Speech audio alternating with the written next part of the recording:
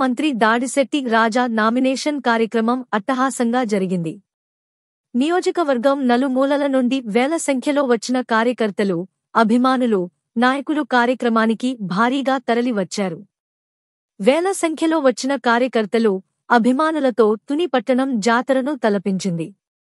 ముందుగా మంత్రి రాజాయస్ అన్నవరం గ్రామంలో ఆయన స్వగృహం నుంచి బయలుదేరి శ్రీప్రసన్న వెంకటేశ్వర స్వామి ఆలయంలో ప్రత్యేక పూజలు నిర్వహించారు.